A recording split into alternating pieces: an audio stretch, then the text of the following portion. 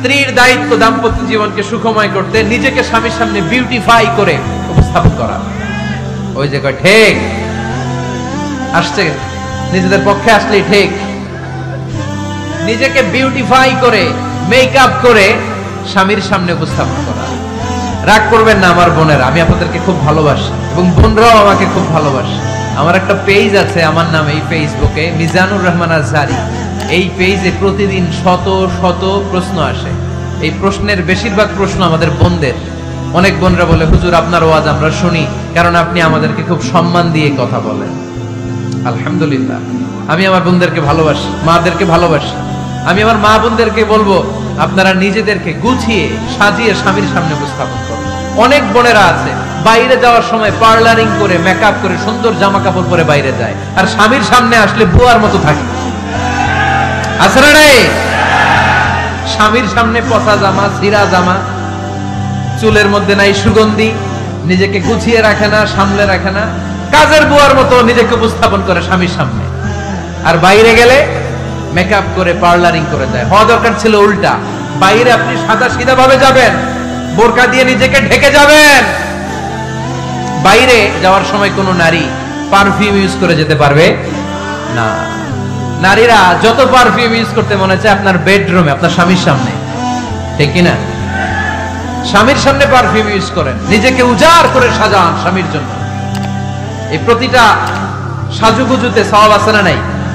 ইসলাম কতটা check and balance, কতটা ভারসাম্যপূর্ণ জীবন ব্যবস্থা। খবরদার, নারীরা ডিওডোরেন্ট ইউজ করে বাইরে যেতে পারবে, যেটা সে তার আর্মপিটে ইউজ করে, কিন্তু ঝাঁঝালো পারফিউম বোরকার উপর দিয়ে মেরে কোনো নারী বাইরে যেতে পারবে? কথা বলেন।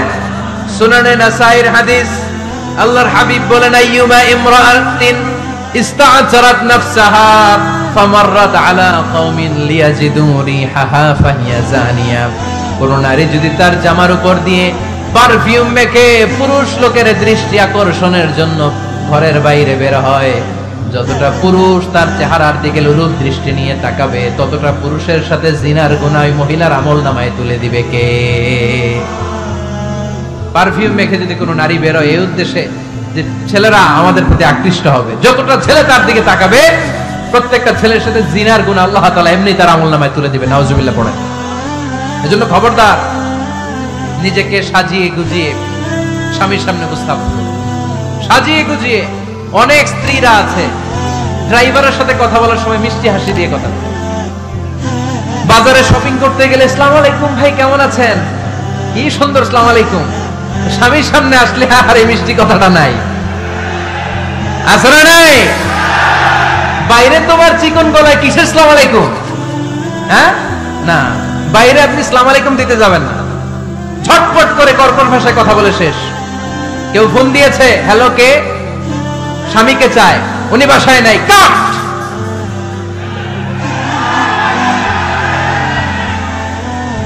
কারে চান? আপনার হাজবেন্ডের, নাই, কাট। মিষ্টি মিষ্টি আসসালামু আলাইকুম আসসালামু আলাইকুম বলা যাবে নাকি? খবরদার, খবরদার। বাজার করতে গেলে কি মিষ্টি হাসি, দোকানে গেলে কি মিষ্টি আলাপ, ড্রাইভারের সাথে কি সুন্দর কথা, সিএনজি ওয়ালার সাথে কি সুন্দর আলাপ, আর ঘরে আসলে এই চেহারাটা এরকম করে রাখে। আছে না নাই? ঘরে আসলেই স্বামীর সাথে খিটখিটে মেজাজ। না বলে উল্টো করে ফেলছেন আপনি। বরং স্বামী ছাড়া অন্যদের সাথে কথা শর্টকাটে সারবেন, যাতে কোনো ফিতনা চলে না আসে। চিল্লায় বলেন ঠিক কিনা? আর নিজেকে স্বামীর জন্য উজাড় করে সাজান, পার্লারিং করেন, বিউটিফিকেশন করেন, মেকআপ করেন, বেডরুমে পারফিউম মাখেন, নিজেকে উজাড় করে স্বামীর জন্য সাজান। সওয়াব দিয়ে আপনার আমলনামাটারে পূর্ণ করে দিবে কে?